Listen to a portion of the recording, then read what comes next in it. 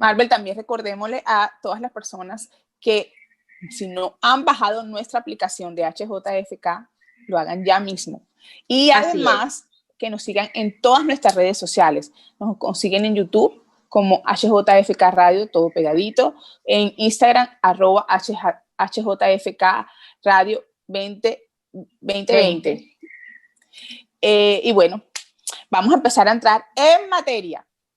Dorian, el otro día hablaba contigo y tú me hacías algo que me pareció interesante, y es que me hacías una diferenciación entre los términos de uso, consumo y adicción. Entonces yo quiero que tú nos expliques qué significa cada uno, porque uno tiene en la cabeza como que el que ya fuma ya ese es adicto, y no necesariamente es así. Entonces, explícanos, porfa, la diferencia. Sí, cuando hablamos de adicciones nos encontramos con que hay digamos, tres fases. La primera es el uso, luego está el abuso y luego está la adicción. Lo que pasa es que muchas veces de manera irresponsable vamos por la calle o vamos muchas veces juzgando y diciendo, esta persona es ya un adicto. Para eso hay un grupo de profesionales tiene que hacer una evaluación y un diagnóstico en el cual podamos establecer si esa persona realmente es una adicta. Hay veces, como voy a daros un ejemplo, una copa que yo me tome un cóctel o una copa de alcohol no me hace alcohólico. Entonces, muchas veces usamos, por ejemplo, hay drogas legales en muchos países. A ver, el alcohol es una droga mundialmente aceptada y legal. Entonces, es legal y entonces luego están las drogas ilegales. Entonces, eso es otra diferenciación. Pero yo el alcohol, una cosa es que haga el uso y el uso va en la línea recreativa. Cuando hacemos el uso de las drogas, muchas veces es desde la parte recreativa. Claro, y aquí, esto que voy a decir a continuación cuesta muchas veces que muchos padres y madres entiendan. Cuando dices que mi hijo es adicto a la marihuana, a ver, como norma general, una adicción no se gesta más allá de los 25 años. A ver, puede haberlas. Puede haber personas que tengan un problema de adicción con 16, 17 años. Es muy difícil porque la adicción se va gestando durante mucho tiempo. Empezamos con unas sustancias que efectivamente hay sustancias que son la puerta de entrada a otras, como el alcohol, por ejemplo. También hay una cosa que tenemos que tener claro. Nuestros jóvenes van a probar muchas sustancias, unos más, otros menos, otros ninguna. Esto hay porcentajes que podríamos mirar en otro momento, pero que en este momento no son relevantes contarlos. Pero entonces, claro, eso es lo que diferencia. Pero tenemos que tener en cuenta que para que para que no lleguen, tiene que haber muchos programas de prevención para evitar que la persona llegue a una adicción. Bueno, paso al abuso. El abuso, ya una cosa es que vamos a hablar del alcohol como ejemplo, ¿vale? Una cosa es que yo empiece, cada 15 días voy a una fiesta, me tomo mis traguitos, y otra cosa es que ya empiezo a todas las semanas y empiezo a tener un patrón de consumo y donde la ingesta de alcohol puede ser también grande. Entonces yo no lo estoy viendo como ninguna adicción, no, yo estoy haciendo uso de algo, ¿sabes? Pero no soy consciente de ello, porque ya empiezo a utilizar el alcohol como una muleta que me ayuda a caminar en determinada dirección. Es decir, ya sabes que muchas veces dices, ay, mira, te gusta para los chicos, te gusta una chica y no tienes el valor de decirlo, de sacarla a bailar en una fiesta. Esto es un ejemplo muy tonto. Entonces, bueno, tómate un trago, ya verás cómo te animas y cómo eres capaz de hacerlo. Entonces, estamos mandando un mensaje donde estamos, de alguna manera, fortaleciendo esas falsas creencias, ¿vale? Sí, el alcohol te desinhibe, la primera copa, depende de los grados, depende tal, pero no significa que todo lo que tú ingestes pero si yo tengo esa creencia, voy a potenciar esa desinhibición y voy a llegar a límites insospechados. Eso es para que me y luego, por ejemplo, en la adicción, ya es que yo ya tengo un consumo, yo siempre digo, detrás de eso hay una falta de habilidades y de gestión de emociones. Ya cuando tengo un problema de adicción, ya es que si es el alcohol, es que no hay un fin de semana que no pele, que no tome. En el mínimo momento tomo. Hay veces pensamos que la persona adicta es la que está tomando todos los días y a toda hora. No, se crean patrones de consumo, hay alcohólicos de fin de semana. Hay personas que se pierden 4 veces al mes y tienen un diagnóstico de adicción. Hay otros elementos que te ayudan a establecer que eso sea así. Entonces ya la persona ya depende del alcohol, la persona ya no hace nada con el alcohol, tu cuerpo también te lo pide, porque ya hay una dependencia física o fisiológica, y luego hay una psicológica, que yo necesito el alcohol para funcionar. Hay personas que se toman una cervecita, aunque sea en la mañana, porque necesitan funcionar y eso les ayuda, o un traguito o algo, y no están, hay personas que toman de manera, o sea, ya eso va en función de cada metabolismo, de cada cuerpo, pero hay otros aspectos que es lo que me está diciendo que hay una adicción. ¿Cuándo hay una adicción? En la mayoría de los casos, cuando va acompañado de una desestructuración social. Ya la persona empieza a dejarse un poco. Tenemos una falsa idea de que las adicciones siempre terminan en la calle. Entonces, aquí, y no necesariamente, una persona con una adicción termina en la calle. Con droga, vamos a hablar, si ya, porque ya sabéis que en adicciones hay con sustancias o sin sustancias. En el ejemplo de adicciones sin sustancias, la ludopatía, las personas que apuestan, ahora con las apuestas online, con todo esto. Otro ejemplo de adicción sin sustancia, adicción a las compras compulsivas. Entonces, claro, tenemos la falsa creencia que todo el mundo va a terminar así, no. Hay diferentes perfiles psicosociales que llamamos nosotros. Entonces, lo que hay que, por eso hay muchísimas variaciones de casos, cada persona es un mundo. Nosotros siempre lo que trabajamos a través de la personalización de un proceso. Cada persona trae su realidad. Y siempre detrás de una persona con adicción hay una persona vulnerable. Aunque luego la persona, sus conductas, sus impulsos no digan eso. Aunque sean personas que sean violentas, aunque lleguen a robar, aunque lleguen... Pero hay hay personas que tienen una adicción, por ejemplo, vamos a hablar, si tendríamos que hablar, esto es tan amplio que tendríamos que hablar de diferentes cosas. Imaginaros una persona con adicción a la cocaína. Las personas con adicción a la cocaína no terminan en la calle como una persona con la heroína, una persona con el crack, para que me entendáis. Todo esto, hay drogas más adictivas, hay drogas que te pasan factura o digamos que las consecuencias se notan más a nivel físico y otras se notan más a nivel mental. Porque aquí cada droga, cada sustancia es un mundo. En el caso de las adicciones con sustancias, ¿vale? Entonces, Imagínate. hay uso, abuso. Es un tema bien amplio, ¿no? Es muy amplio. La gente, digamos que hay mucho desconocimiento en la sociedad, cada día lo veo, pero no solo en la sociedad colombiana, yo lo veo en la sociedad europea, hay mucho desconocimiento. También somos víctimas de mensajes que los medios de comunicación masivos han interiorizado en nosotros, que son mentiras. Si yo, mira, yo lo veo tanto en las películas de ahora como en las películas de antes. Si coges una serie de estas antiguas de los 60, los 70, vas a ver que te dicen, vamos a ahogar las penas en alcohol, nos va a ayudar, tómate una copa que te va a sentir bien. Entonces, hemos nacido y nos va metiendo eso en la cabeza y pensamos que es así. Cuando salimos de fiesta, el alcohol es con lo que celebramos, ¿vale? Si cogemos esa misma serie, ya no vamos a los 70, cojamos una serie de los 90 y de la actualidad, ya que te dicen los personajes, ya no te dicen que el alcohol te quita las penas, pero te lo están mostrando de manera pasiva. Entonces, todo eso nos alimenta. Al final, detrás de eso están muchas industrias que pagan por esos guiones. En una película famosa, nos están educando y no nos damos cuenta. Por eso los padres y las madres tienen que estar muy atentos de saber educar, ¿sabes? Con mucha asertividad y con mucha exactitud y con mucho conocimiento. Es verdad que ningún padre nace con el manual bajo el brazo, pero sí es bueno que nos preparemos con temas de este tipo y saber cómo lo vamos a intervenir y abordar con nuestros hijos. Porque al final, mirad, esto es igual que el tema de la pornografía.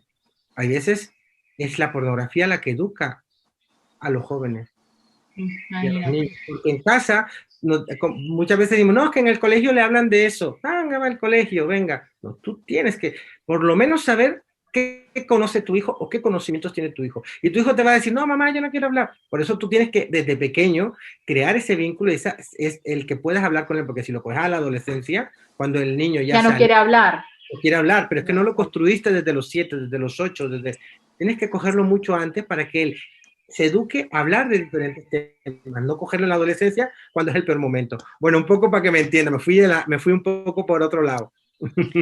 Dorian, ahora que tú estabas diciendo el tema este de que por ejemplo, en las películas nos han internalizado el tema ese de las drogas, yo me he dado cuenta que, por ejemplo, uno ve, estoy hablando de las películas, específicamente las de actores estadounidenses, las películas gringas que dice uno. siempre por lo general aparece alguien fumando marihuana y eso es normal.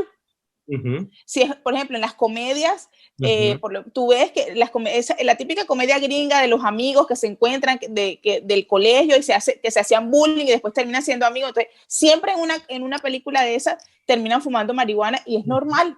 Y lo normal es que entonces les dé risa, el efecto de la marihuana da risa, entonces eso es chévere.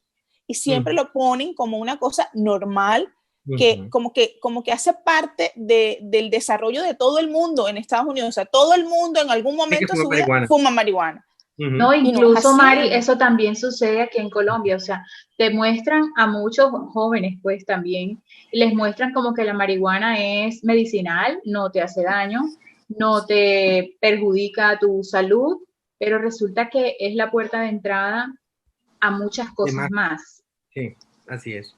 Mira, las primeras drogas, cuando cualquier joven se inicia en el consumo de drogas, vamos a hablar de manera de uso, ya no vamos, incluso pasemos a parte del abuso, ellos empiezan con el alcohol, el cigarrillo, o sea, el tabaco, luego viene la marihuana en ese orden, y a partir de ahí puede entrar, pero eso suele ser el orden en el que empiezan. Hay veces empiezan, por eso nosotros llamamos que perfiles politoxicómanos, hay veces, o perfiles en el cual alcohol, vienen con cannabis y con tabaco.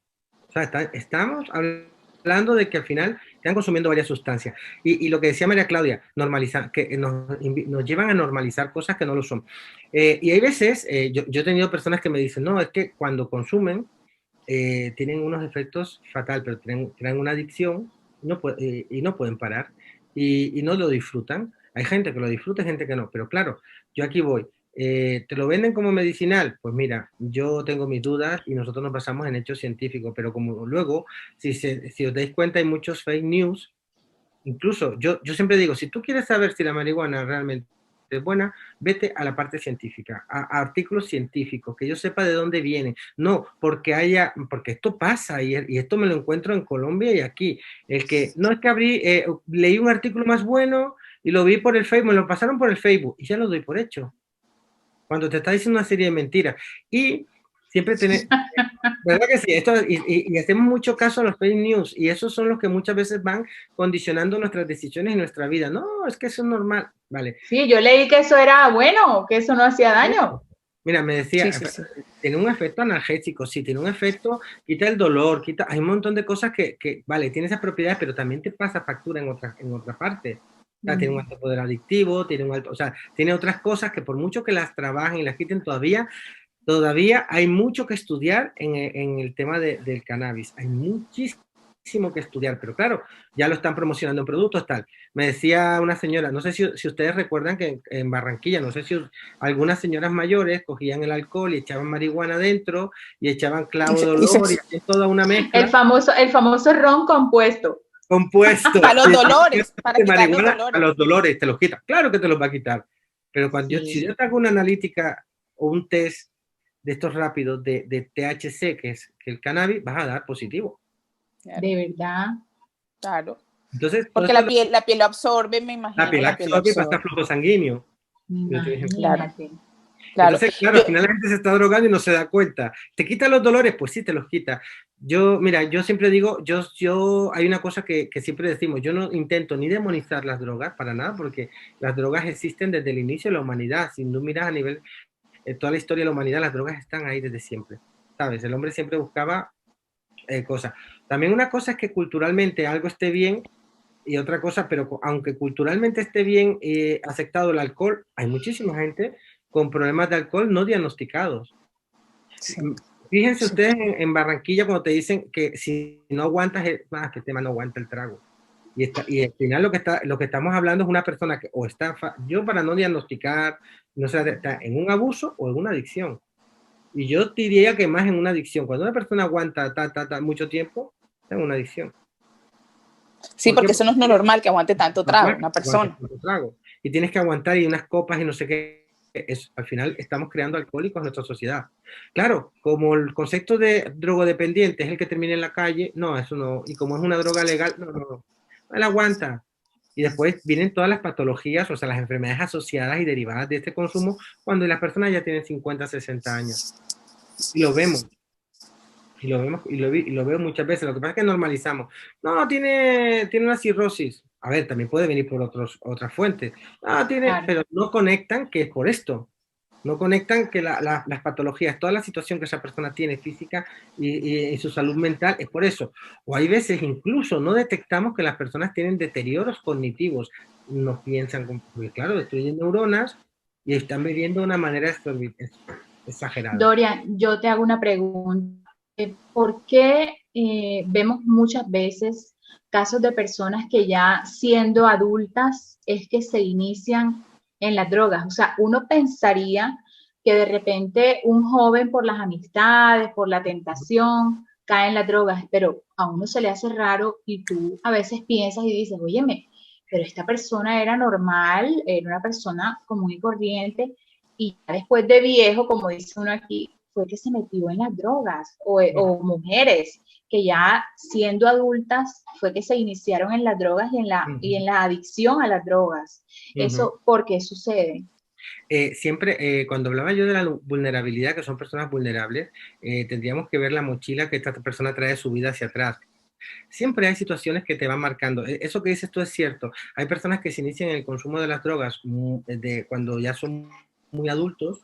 Un ejemplo, a los 40, una persona que nunca ha probado la droga, nunca ha hecho nada, y resulta que esta persona empieza a tener una serie de situaciones de tipo emocional, se le muere un familiar, le dejan en la calle, o pasa algo en su vida que le causa un antes y un después.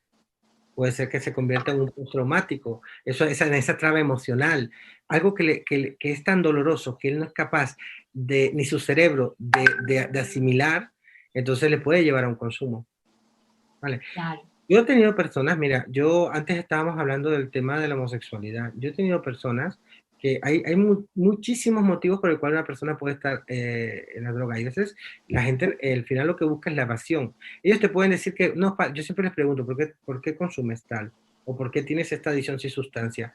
Y al final es un desfogue, es la forma de estamos buscando es relajarnos. Al final, por eso nosotros trabajamos mucho desde, primero, buscar la raíz. Y segundo, enseñarles a gestionar las emociones, porque estamos en un mundo en el que no queremos sufrir. Y es que no sabemos cómo quitarnos el sufrimiento. Entonces, me deja mi pareja, entonces busco otra, un clavo saca otro clavo. No, eso no es verdad, porque, no, pero me busco otra, otro. Entonces, no estamos cerrando esos ciclos de los que hablábamos anteriormente, fuera de cámaras, que hablábamos de los ciclos. Súper importante, cerrar los ciclos, permitirme, o la vida te ayuda a cerrarlo, pero tú también tienes que cerrarlo. Y lo que decía María Claudia antes, hay veces tenemos que entrar en procesos de duelo o en procesos de transición para poder avanzar, pero claro, como no queremos sufrir, muchas veces buscamos en las drogas ese refugio que me vada, que me haga olvidar. Y también se suma la autoestima, porque a veces yo no me siento, es como, yo siempre digo que las drogas, en este caso las drogas, es como Popeye y las espinacas. Popeye es capaz de hacer todo lo que quiera porque no cree en él mismo. O sea, él necesita las espinacas. Es un poco, esta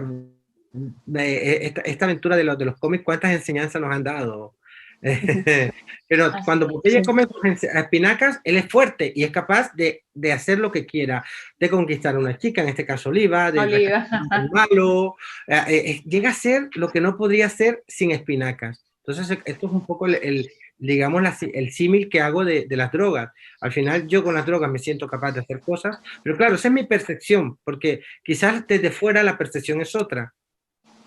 Las drogas me condicionan y me hacen distorsionar mi propia realidad, la percepción de mi realidad me la altera. Entonces yo estoy en mi cabeza, yo tengo que esto sucedió de la siguiente manera y los demás están viendo otra cosa distinta. Pero qué interesante lo que tú estás diciendo. O sea, finalmente cuando una persona termina en una adicción, eso es la consecuencia de ella, eso es el final. O sea, hay una raíz de algo que le está pasando a esa persona que está usando eso para enmascarar. Claro, o de muchas cosas, o empiezan en la edad adulta porque trae muchos ciclos sin cerrar, muchos duelos, muchos postraumáticos, mucho dolor sin procesar, muchas historias que tienen que curar o tienen que, ¿sabes? Entonces, claro, como no lo han, digamos que han ido a la vida y la vida les ha llevado como una veleta para allí y para acá, entonces al final nunca se han enfrentado a su realidad, no se han enfrentado a su dolor, no se han enfrentado a todo lo que traen en la mochila, nunca han querido mirar hacia adentro. Entonces, también puede ser que no aguanten todo eso porque hay un cúmulo de historias, se te acumulan muchas cosas y busquen la droga para poder avanzar. También no nos podemos olvidar de que muchas personas también empiezan con las drogas porque puede haber una patología psiquiátrica que de alguna manera las drogas me ayudan a estabilizar, pero que no me la han diagnosticado. Imagínate. Por ejemplo, cuéntanos un caso real, sí.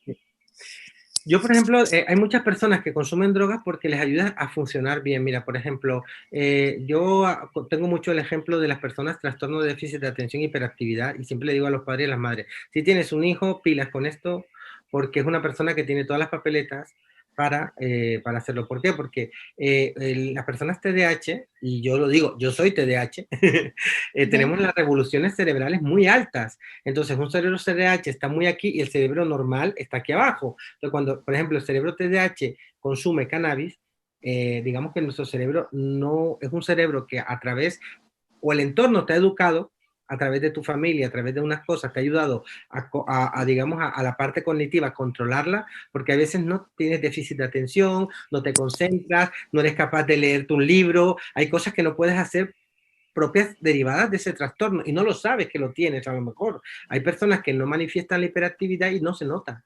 Entonces, si yo consumo cannabis, lo que hablaba, este es el cerebro normal y este es el cerebro TDAH, consumo cannabis, mi actividad cerebral baja el cerebro normal. La del cerebro normal disminuye a niveles bajos. ¿Qué pasa? El cerebro normal no hay problema, pero el TDAH dice, uy, con el cannabis yo empiezo a funcionar mejor.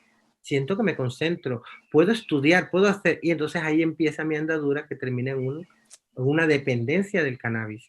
Este es un ejemplo para que me entiendan. Entonces, por eso es importante descubrir la raíz. A veces la raíz es una patología psiquiátrica, ¿sabes? Entonces, o a veces la raíz puede ser todos esos temas emocionales de los que hablábamos antes, un duelo sin cerrar, ciclo sin cerrar. Hay veces también viene de la infancia, hay veces viene también de que a lo mejor, porque a veces piensan, no, las adicciones vienen de hogares desestructurados. Mentira, vienen de todo tipo de hogares. O sea, porque seguimos todavía con conceptos de hace 30 y 40 años y el mundo ha cambiado. Te contesté la pregunta. Sí, sí, verdad. No, y la verdad es lo que tú dices, uno siempre piensa, o sea, los paradigmas de lo que hablábamos. Sí, de que no, es que este niño se metió en las drogas o este muchacho cayó en las drogas porque en la familia hay una situación de disfuncionalidad y no necesariamente tiene que ser así. No necesariamente tiene que ser así. Claro, eso que dices tú de disfuncionalidad es verdad, pero no podemos olvidar de que las causas de las adicciones pueden ser también hereditarias, o sea, está en la gente de predisposición genética. A ver, aquí hay muchos profesionales creen en una cosa, otros en otra, pero los agentes, la predisposición genética es si yo tengo en mi familia personas que tienen una adicción a las drogas, por ejemplo, o personas que tienen trastornos psiquiátricos, no toques las drogas porque tienes todas las papeletas de la rifa para ganártela.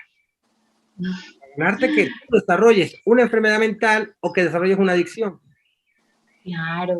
A veces nos vienen personas, hay veces, otra cosa, yo una de las cosas que digo, que hay veces hay patologías, cuando hablaba antes del TDAH, que la familia lo detecta porque si el colegio es bueno, vamos a ser sinceros, si el colegio es bueno y tiene un buen equipo de profesionales, el psicoorientador o la psicóloga... Que lo mandan para psicología al muchachito de...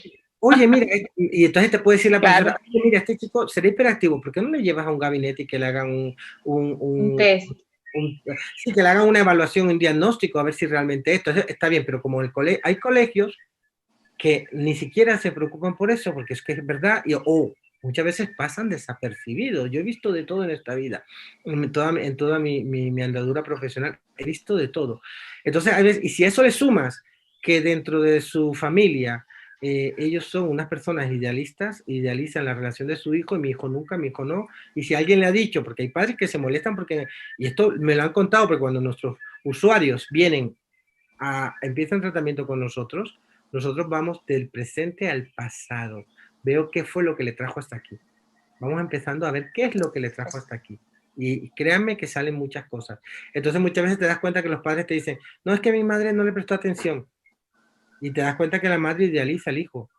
Por eso es importante que los padres y las madres no idealicemos a los hijos, porque cuando lo idealizamos, los convertimos en perfectos.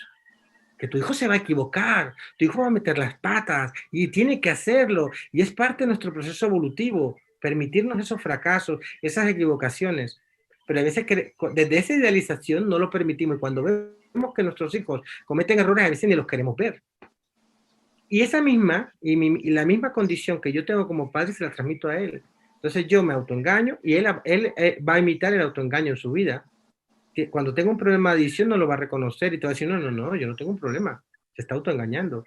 Yo me encuentro todos los días con el autoengaño. El autoengaño está a la orden del día en la sociedad, nos autoengañamos. Yo a ese le llamo el mundo Disney.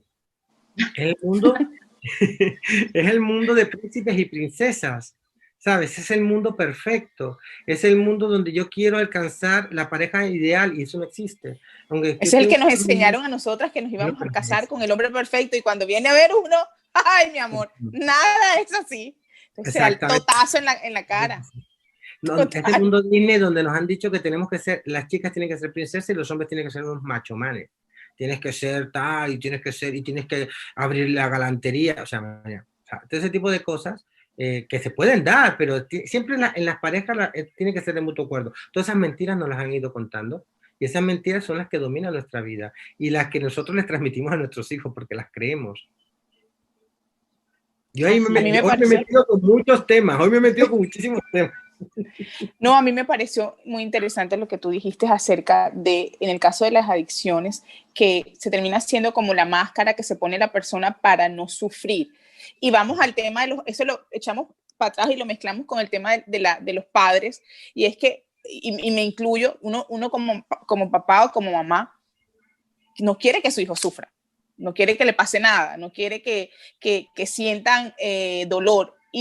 Pero lo que dices tú, eso tienen que hacerlo, como nosotros pasamos por ese proceso, ellos también tienen que hacerlo para que aprendan a enfrentar los momentos difíciles, para que no se desbaraten cuando tengan una frustración, no se frustren cuando tengan un obstáculo en la vida y no terminen buscando ese camino. Sí. Otra cosa que muchos padres, me incluyo, cometemos errores cuando, por ejemplo, en el colegio detectan una situación en nuestros hijos, entonces hay que llevarlo a psicología, tiene que llevarlo a terapia ocupacional, entonces uno lo ve como que, o sea, se la están montando a mi hijo, o sea, mi hijo es un niño normal y entonces ya me lo están mandando para psicología, para no sé qué cosa, entonces uno como padre piensa que se la están montando, como dice uno aquí, a su hijo, y resulta que ese tipo de cosas son las que determinan si un joven tiene TDAH y digamos que es el momento donde tú debes empezar a tratarlo pequeño, ¿cierto? Para que no sea un adulto con este tipo de problemas. Sí, ¿qué recomendación o qué tips le das a los padres, Dorian, como para manejar esa situación o qué, digamos, cuáles serían esos detalles que uno debe tener en cuenta en los hijos para analizar y mirar si de pronto uno tiene que ir al psicólogo, ir al terapista, o sea, cuáles son como esos inicios en un niño, son herramientas. El comportamiento, sí. Yo digo que es enseñar, o sea, cómo podemos nosotros los padres, como dice Marvel, empezar a ver lo que es la psicología, la terapia ocupacional, la fonoaudiología, todo esto como unas herramientas de ayuda, no que el pelado salió mal o que está, no, sino que son ayudas para que él esté mejor. Yo lo primero que siempre digo es que tenemos que hacer un proceso personal, todos los padres y las madres, porque hay veces traemos hijos al mundo y no estamos preparados para ello. Yo anteriormente, cuando no había métodos anticonceptivos y tal, pero hoy en día yo creo que tenemos que irnos preparando. Tú vas a tener un hijo, prepárate, lee. Hay veces dejamos que la vida les vaya educando, que la tele les vaya educando, que la pornografía les vaya educando, que el colegio, pero el hijo tiene que ir educado de casa, porque esto es un debate grande que siempre dice, no, es que yo le mando, el colegio puede hacer 20.000 cosas, puede hacer charlas de adicciones, de prevención, puede hacer tal, pero en casa es donde se debe educar al hijo. Y hay veces, y lo que yo le digo a los padres, prepárate, tenemos que empezar a cambiar ese concepto. Seguimos pensando que la gente va al psicólogo porque está loca, porque tiene un problema, porque tal. Pensemos que me da igual si es el sacerdote, me da igual si te sirve, genial, me da igual si es el consejero, me da igual si es el psicoorientador, si es la profesora. Yo creo que lo que tenemos que crear son hijos resilientes, con capacidades de afrontar las cosas de la vida. Y para que nuestros hijos, y yo siempre digo, voy a empezar cuando son pequeños, tengo que trabajar con mi hijo la toma de decisión. Eso nunca lo trabajamos con nuestros hijos, no saben decir que no.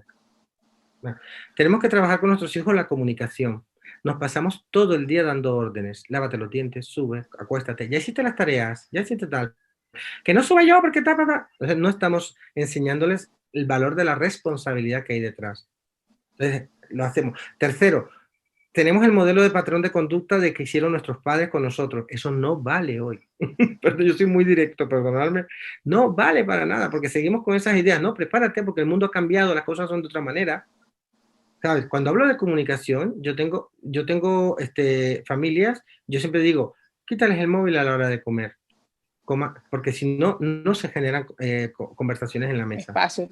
Pero a veces, si tú como padre no lo haces, pero no significa, porque a lo mejor tú lo puedes hacer, pero tienes que tener una razón. Mira, hijo, yo trabajo y yo soy médico o yo soy esto y mi jefe me está llamando y tengo que cogerlo. Pero es distinto que tú no trabajas, tú no vas a coger el móvil, porque a veces queremos replantear igualdad. Y no somos Hay que dar ejemplo.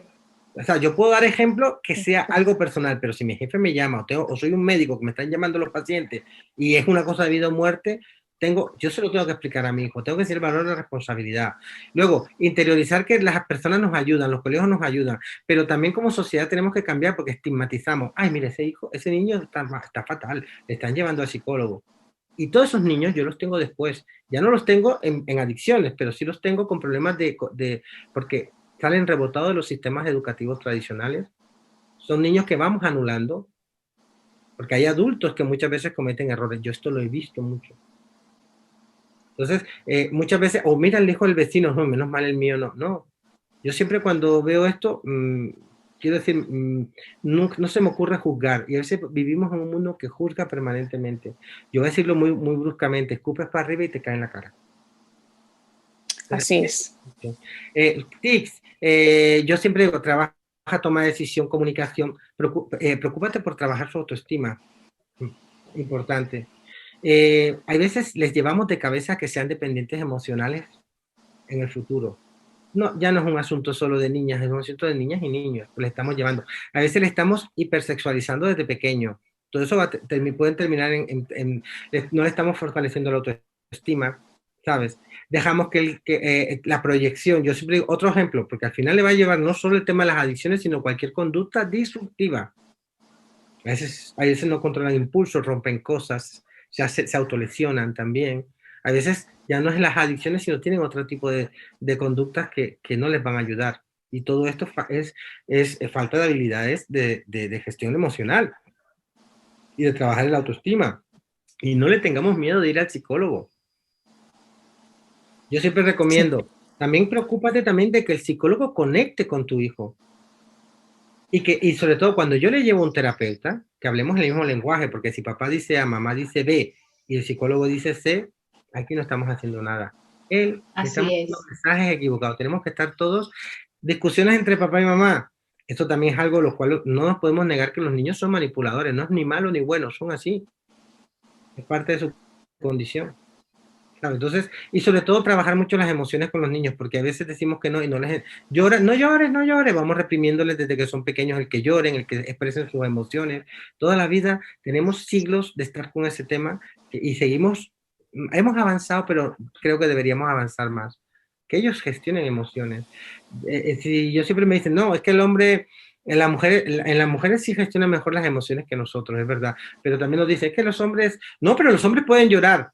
Que llora un niño en el colegio. A ver, se la montan. Este niño, venga, marica, bueno, o sea, débil, vulnerable, etcétera, etcétera. Yo voy a ser más fino, no voy a decir las palabras que tiene que decir. Esa es una realidad.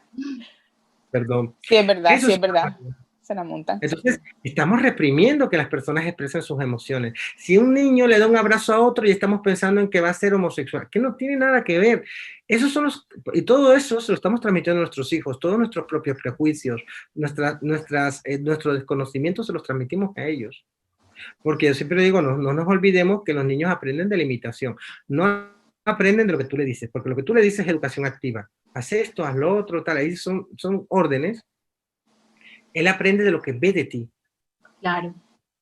Y eso es lo que él va interiorizando. Es como cuando las personas me dicen, es que yo la pareja que quería, como mis padres tenían 50 años juntos, claro, eso es un ejemplo de lo que yo he visto y he interiorizado. Mis padres no me han dicho, tienes que casarte mi madre no me ha dicho, cásate con un hombre como tu padre, porque no te lo han dicho, pero tú lo interiorizas porque tú lo ves. Eso es un ejemplo tonto, pero así todo. Así los valores, así vamos interiorizando muchas cosas. Por eso, en la medida que yo como padre cambie y haga un proceso personal, y si necesita ser terapéutico, es terapéutico, le voy a garantizar y augurar que mi hijo va a tener un futuro distinto, porque mi hijo lo que va a imitar de mí es una persona resiliente, que está esforzándose por salir adelante, que acepta sus errores, que si tiene que hablar, se habla, que si se frustra, porque tenemos que también, y sobre todo, no esperar que nuestros hijos sean supermanes y que no sean una proyección de lo que nosotros querríamos haber sido. Yo no fui a la universidad, que mi hijo vaya a la universidad. Mira, eso lo digo todos los días, todavía. Ay, es que como yo no fui, yo siempre soñé con el viaje de 15 años y un crucero. Se lo voy a dar a mi hijo y tu hijo ni le paró eso. Sí fue, pasó chévere, pero no pasó nada. Son tus sueños. Entonces yo siempre digo a la gente, se lo digo en broma, supera tus traumas. Siempre se lo digo en broma. Son tus frustraciones, no, tú tienes que darle a tu hijo lo que él necesita. Claro, también vivimos en un medio social que es tan complicado porque te van a decir, es que, porque estamos viendo que otros niños van al colegio y le están dando un coche a los 16 años. Yo antes de darle ese tipo de cosas a mis hijos, tienes que pensar si tu hijo realmente está preparado. Para eso, sí. Para eso. Sí, sí. Y no está de más, incluso para evitar embarazos no deseados, si tiene una novia, sentarte y preguntarle, quiero que esto, aunque te digan, mamá, papá, que tú, no, necesito que me lo digas. No, y además que te voy a hacer otra cosa que también influye en los adolescentes ahora, en los jóvenes de ahora, es la presión del grupo, que hace que por eso se dejen llevar y hacer cosas que tú les preguntas y saben que está mal hecho, que saben que no deben hacer, pero la misma acoso o atosigadera de los demás amigos terminan cediendo por hacer cosas que no son apropiadas. ¿Te acuerdas cuando te comentaba de lo del saber decir no? La toma de decisión. Esos son los nuevos valores que creo que es eso, que aprendan a decir no, claro, y que no se dejen llevar por otros. Sí, eso es muy importante. Bueno, ¿cómo hacemos los papás para aprender todo eso? Es la gran pregunta. Material. Mira, yo les recomiendo, también hay otros países que lo hacen muy bien. Yo he estado viendo en las escuelas de familias, se habla mucho de esto. Hay escuelas de familias indicadas para diferentes edades de los que tengan nuestros hijos y nuestras hijas. O sea, eso en internet hay mucho material. Yo voy a intentar buscar algunos links y pasárselos a ustedes para que lo pongan en la página por si a alguien le interesa. Sí. Ver, claro que sí, dar más en todo esto, ¿sabes? Yo te voy a buscar todo eso porque también hay que seguir aprendiendo, sobre todo hay que desprogramarnos, desaprender para volver a aprender. Y es muy complicado y por eso yo he insistido mucho en el proceso. Tenemos que hacer un proceso. Una cosa que se me olvidaba, María Claudia, si date cuenta que las adicciones estamos hablando, pero también hay muchas conductas disruptivas que pueden pasar en la vida, en la fase adulta. Una de las cosas, fíjate que muchas veces también en esa presión grupal que tú decías, que es súper importante, también está que muchas veces están buscando aceptación y aprobación. Acordaros que la aprobación y la aceptación empieza desde el hogar. Los primeros de quien buscamos aprobación y aceptación son de nuestros padres y de nuestras madres cuando somos pequeños. Cuando somos adolescentes la buscamos en los iguales. En los amigos. En los amigos. Y luego ya en la pareja, en la sociedad.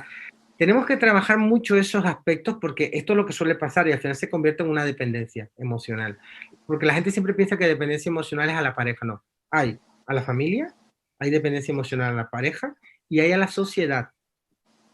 Wow. hay veces, fíjate todo lo que os he contado. Entonces la gente siempre piensa que la dependencia emocional, y piensan, que es verdad, piensan que es verdad que la gente piensa esto. Es una mujer dependiente emocional del hombre. No, hay bastante dependencia emocional de ambos sexos, pero de hombre hay muchísimo. Por eso, fíjate cómo ha ido cambiando todo esto. Por eso es importante la educación y lo que yo le transmito a mis hijos. Por eso tengo que formarme. Y en la medida que yo cambie, él va a cambiar también, automáticamente. Por eso yo también digo, si tu hijo tiene un problema, yo solo digo a la familia, si tu hijo tiene un problema, cualquiera que sea, tú también tienes que ponerte en ayuda. Llámale terapia, Okay. siempre que tu hijo tenga un problema, tú también tienes que ponerte en ayuda. O sea, busca ayuda, porque hay una parte muy importante de los padres. Mira, hace unos días nos vino una señora con un problema, porque hablaba que su hijo era adicto al móvil. No hay adicción al móvil, simplemente hay abuso al móvil, pero puede tener, digamos, algunas características muy parecidas a las adicciones, y por eso la gente habla que hay adicción al móvil, al celular, perdón. Aquí le dicen móvil en España, celular. Y resulta que la señora le decía, bueno, tu hijo tiene 12 años, nosotros no vemos adecuado que le tengamos que ver a él. Creo que la que tenemos que ver es a ti. Y decía, Claro. no, el problema es él, sí. A ver, tiene que ver contigo, porque tiene que ver con los límites que no le has puesto, tienes que ver de cómo has establecido tus relaciones con él, tiene que ver, o sea, le decíamos las diferentes cosas, tienes que ver con que le has sobreprotegido, tienes que ver con que te sientes culpable con él, porque ya cuando van contando en la primera sesión y en la segunda sesión, tú vas viendo cosas. Ellos te van dando datos, y entonces yo digo, claro, digo, ¿por qué te sientes tan culpable? ¿Y por qué lo sobreprotege? Entonces me contó que el niño era adoptado, que el niño había tenido mucho sufrimiento, que le había adoptado de Marruecos, que el niño había estado con desnutrición. Entonces ella, ¿sabes? Ella le sobreprotege porque dice, ya ha sufrido bastante y no le quiero poner límites. No le pone límites porque cree que ha sufrido bastante y que merece ser feliz. Entonces a veces entendemos el que va a ser feliz a través de darle todo lo que él quiera. Dejándole hacer lo que quiera. Y nunca le pusimos límites. Pero tengo que ponerle límites a mi hijo porque si no se las va a poner la sociedad mañana más tarde. Porque cuando y él se mete en la casa del lado, va a terminar en la cárcel. Y esos son límites. Y enseñarle que la vida son consecuencias, porque todo lo que hacemos trae consecuencias buenas y malas. Cualquier paso que doy, esa es la vida. No, y límites y normas también, porque a veces sí, normas, por supuesto. Somos súper permisivos y le dejamos hacer lo que quieren. Y tener argumentos para desmontar, porque es que no, vienes a las 10 a casa, es que a mis amigos les dejan hasta las 3. Entonces hay gente que me dice, pero ¿cómo hago? No, tenemos que tener argumentos y tenemos que posesionarnos ante ellos y tenemos que ser, sobre todo, si no tengo interiorizado todo este tipo de normas, porque me puedo sentir culpable, nuestros hijos nos pueden hacer sentir culpables. Eres el peor padre del mundo. Entonces tú te quedas con ese dolor, que eres el peor padre del mundo. Entonces y dice, es que mira, a veces te dicen, en un momento de rabia, te dicen que hubieran gustado tener otros padres, o que de tal, entonces a ti te queda ese dolor y desde ahí empiezas, muchas veces, esto es un ejemplo tonto, pero funciona y es real. Y desde ahí yo empiezo, que igual me empiezo a replantear, ¿será que soy muy dura con él? Yo me paso de calidad con él, ven, vamos a hacerlo de otra manera. Bueno, entonces empiezo a soltar y a flexibilizar y entonces me vuelvo viendo permisivo. Por eso es importante que tengamos personas de fuera que nos contrasten. A veces la abuela te dice, o el abuelo, oye, ¿estás haciendo esto? No, no, no. Y me enfado con mi papá, con mi mamá, con mi suegro o con el tío. Ojo con esas personas que te dicen algo de fuera. Ojo. Y a veces no queremos oírlo. Y están viendo más que nosotros a veces. Y una realidad, que siempre la familia es la última en enterarse. Hay familias que se sienten fatal por eso.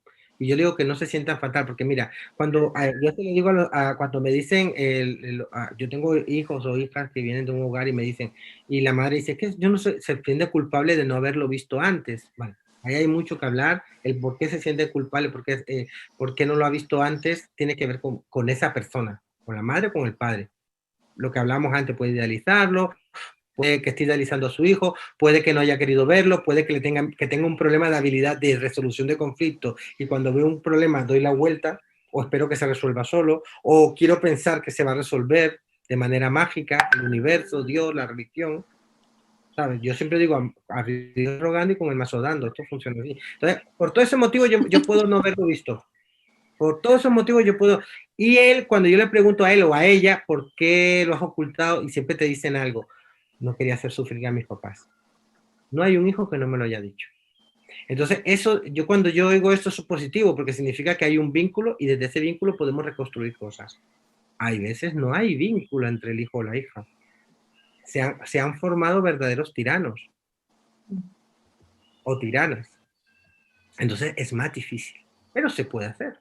A través de diferentes procesos terapéuticos se puede hacer.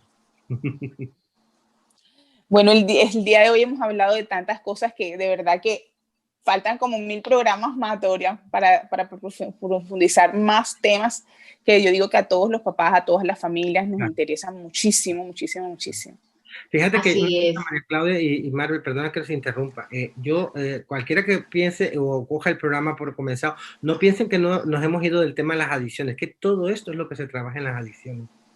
Todo está relacionado. Todo está relacionado. Todo está relacionado. Todo no, y ¿sabes qué otra cosa me parecía interesante? Por ejemplo, tú sabes que aquí en Colombia el tema cultural pesa mucho y por lo menos hay departamentos, para no decir cuáles, en donde el tomar trago desde muy jóvenes y lo que tú decías, que aguanten, que aprendan a aguantar, es algo que es normal, es cultural. O sea, es de machos, es de machos. Pues, ¿cómo así que te vas a emborrachar así de rápido? No, tú tienes que aprender a tomar y tienes que aprender y desde pequeñitos les están dando trago. O sea, claro. A los 15 años ya, por lo menos aquí, a los 15 años ya los pelados toman. Entonces, digamos que empezar a cambiar esa parte cultural y a empezar, es muy fuerte, sí, es muy fuerte. Yo te lo digo, por lo menos en el caso de mi hijo, que ya va para los 15 años y tiene amiguitos que ya tienen 15 años, 16 años y ya toman cerveza. Entonces, digamos que ya a mí me va a tocar empezar a manejar esa situación y yo la pienso, yo la pienso porque no es fácil. No es fácil. Ahora que tú me dices esto, en la prevención, lo importante de la prevención en las adicciones es retrasar la edad de inicio. O sea, entre más tiempo lo retrasemos, mejor. Ten en cuenta que cuando son jóvenes, siempre hay dos cosas que se manejan y preocupan más en la prevención, es el alcohol y el tabaco, o sea, los cigarrillos. Pero cada vez más el tema del cannabis está tomando mucha fuerza. Pero preocúpate siempre, como te digo, por revisar cómo está su toma de decisión, o sea, esa presión grupal, que tanto él accede a esa presión grupal, porque su autoestima esté bastante bien, por ver cómo está su autoestima. Preocúpate también porque él también sea una persona que sea empática, que tome sus decisiones. También no está de más que le enseñemos un poco lo que puede pasar, ¿sabes?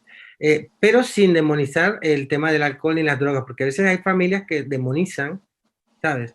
Y tampoco es porque de una u otra forma el alcohol está presente en nuestras vidas y está presente desde siempre, incluso en alimentos. Quiero decir, hay alimentos que tienen, aunque se evapore y tal, está el alcohol. Entonces yo creo que tenemos que trabajar mucho esa educación de nuestros hijos y saber que ellos lo van a hacer. Y si advertirles, mira, no pasa nada, y forjarles una personalidad y una asertividad también, asertividad, esa capacidad de que digan lo que piensan de la mejor manera sin herir a nadie. Entonces cuando los amigos te digan, tú eres marica, tú eres pendejo, no tomas, tal, mira, no, yo no voy a tomar, tomé hasta aquí y me voy para mi casa. Claro, no pasa nada. Tienen esa capacidad de decidir y decir que no, claro. Eso es lo y sobre todo que cuando vamos trabajando esa parte de habilidades en ellos van cambiando automáticamente de amigos, porque ya empiezan a ver que no tienen nada en común. Cuando ellos van por un camino que tú les llevas, donde les has trabajado una serie de valores de tipo emocional, ellos van a ir, esto va a ir solito. Una cosa que para lo que hablábamos de la raíz, nosotros siempre decimos que hoy en día, sobre todo en Colombia, la gente en los tratamientos y en todo el tema de la rehabilitación, en las adicciones, la gente se centra mucho en los síntomas. Voy a hablar de la drogadicción o de la drogodependencia. En los síntomas, en que deje de consumir, deje de beber, deje de tal.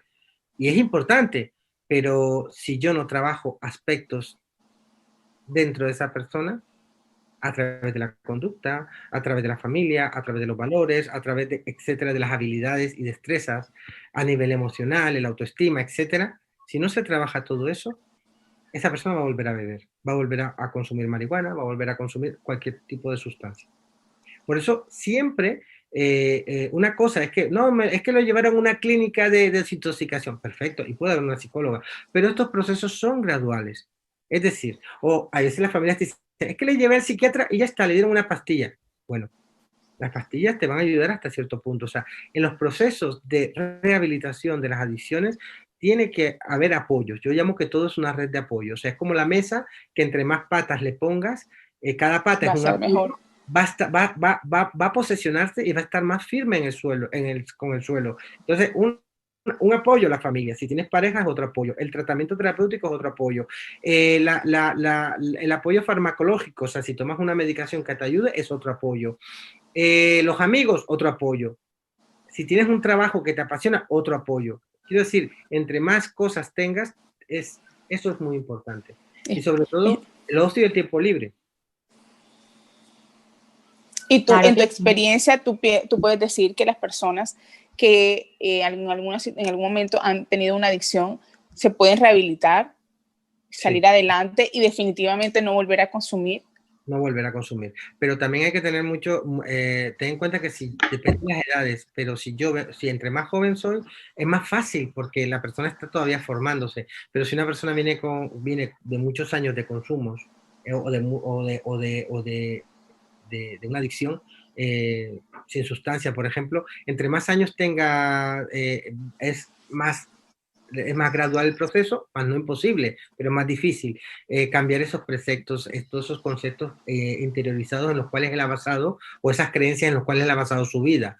Entonces va a ser más complicado porque en cualquier momento que pase una situación dura en tu vida, puede tener el riesgo de volver a recaer. O como empieces porque nosotros hablamos de factores de riesgo y factores de protección. Los factores de riesgo son esos amigos que hablábamos que, ve, tómate uno, es que ya tienes como 5 años que no bebes, tómate una copa, o fumate un tabaquito, ¿sabes? De marihuana. O sea, ese tipo de cosas, si yo no las corto, no corto las amistades, si no intento crear ocio y tiempo libre adecuado, estructurar un ocio y tiempo libre para mí, si no me siento bien conmigo mismo, si no tengo una autoestima sano, hay una serie de cosas que si yo no las trabajo y luego mantenerlas, voy a volver a terminar otra vez. Entonces, es saber que esas cosas, es como el que tiene, voy a hacer un ejemplo que no es, pero para que me entienda, es como si a mí me dicen, Doria, tienes diabetes, y a mí me encantan los pasteles, los pudines y todo eso. Entonces yo tengo que aprender a saber, los pudines y los pasteles van a estar por ahí a la orden del día, pero yo no los puedo comer. así es. Así es. Vivir Así con mi es. realidad. Por eso nosotros hablamos mucho de la terapia de aceptación y compromiso. Es importante aceptar mi realidad. Claro que sí. La realidad es lo que me va a ayudar. Yo tengo TDAH, aceptar que yo tengo TDAH y ver cómo puedo mejorar, porque si tengo problemas de que me pierdo, tengo déficit de atención, ¿cómo puedo ir mejorando todas esas cosas? Y se puede. Claro, todo es con esfuerzo. Y esos son los valores que más importantes y que casi no le estamos enseñando a nuestros hijos, es el valor del esfuerzo. Porque todo eso lo hemos hecho. Claro que sí. Sí. Entonces, es importante. No, este definitivamente es un tema muy amplio que necesitamos un montón de programas para poder hablar. De verdad que interesante, pues para mí como madre me parece supremamente enriquecedor todo esto que nos has compartido en el día de hoy, Dorian. Valiosa esta información, sobre todo para quienes tenemos hijos adolescentes. Y bueno, y también para nosotros como adultos, porque lo que hablábamos ahorita, para el tema de las drogas definitivamente no hay edad. Debemos siempre tener, digamos, mucha fortaleza, tener espiritualmente pues muchos valores para no caer nunca en una cosa de estas tan terribles. Bueno, para las personas que están conectándose por primera vez, les invitamos a descargar la aplicación de nuestra emisora HJFK. Somos una emisora independiente de rock de los 80s y 90s, una música espectacular. Entonces los invitamos a descargar en su App Store o el Play Store la aplicación nuestra, HJFK Radio Online. Así aparecemos. Les invitamos a suscribirse a nuestro canal de YouTube, darle like a nuestros videos Y bueno, ya no perderse nuestro programa los miércoles, todos los miércoles a las 7 de la noche. También invitarlos a que escuchen otros programas que tenemos, Tardes Internacionales, que va los días de semana, de lunes a viernes a las 12 del mediodía. Chácharas con Yayo es un programa que va los martes y los jueves a las 8 de la noche. Y por supuesto, Mujeres de Labios Rojos, que es nuestro programa, el de María Claudia Naya y Marvel Montes, donde hoy tuvimos el placer inmenso de tener a este gran señor, Dorian Bence, y enseñarnos muchas cosas de valor para nuestras vidas. Dorian, si las personas te quieren contactar, si quieren recibir o pedirte alguna asesoría o una consulta tuya, ¿cómo te pueden encontrar, por ejemplo, en tus redes sociales? Sí, en mis redes sociales, como @Ordóñez. Y en Facebook también @Ordóñez. Y o sea, también sí, no, S Ordóñez.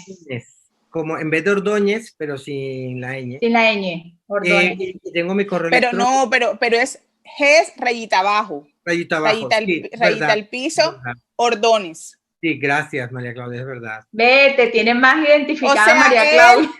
Él no se sabe el Instagram de él, ¿qué te parece? Es JES rayita al piso, Ordóñez. Bueno, sí, pero para eso son las amigas, ¿sí o no? Eso es lo bueno de las amistades, sí, señor. Oye, Marvel y María Claudia, una cosa, y el correo electrónico es dbence, que es mi apellido, o sea, dbpequeña.ence@hotmail.com. Yo estoy a la disposición de todo el mundo. Siempre la gente me escribe mucho y yo siempre no tardo mucho en responder, en eso sí es cierto. Entonces, para cualquier cosa, aquí a la orden. Y también para que todo el mundo que nos está viendo el programa sepan que tú haces consultas por Skype virtuales. o por virtuales, ¿cierto? Sí, también. Sí. Por Zoom. Exacto. Y a través de una plataforma nuestra hacemos consultas online. Si alguien necesita orientación, con mucho gusto. Y muchísimas gracias, de verdad, a las dos. Ha sido un placer por invitarme. No, Dorian, gracias a ti por recibirnos la invitación. Además, porque es un orgullo, eres un orgullo barranquillero en España. Imagínate el saber que allá en ese país hay una persona de aquí de Barranquilla que está haciendo, además, yo siempre te lo he dicho, el trabajo que tú haces de ayudar a estas personas, eso tiene, además de tu mérito profesional, el espiritual, y bueno, te ganas el cielo haciendo eso para mí, porque conlleva una generosidad muy grande, o sea, de verdad que ayudar a alguien en un momento así es algo maravilloso. Y también te comentaba que aquí de pronto en Barranquilla no tenemos todas esas facilidades de instituciones, de herramientas que de pronto en España están más desarrolladas, y por eso invitamos a la gente que en algún momento necesite una consulta. Aquí tenemos a un barranquillero experto en la materia y ya ustedes saben que lo pueden contactar. De todas formas, nosotras, ahorita que coloquemos el video en Instagram, vamos a dejar toda la información de Dorian. Y bueno, muchísimas gracias otra vez. Nos acabó el tiempo, pero bueno, nosotras quisiéramos seguir hablando y hablando y hablando. Un beso a las dos.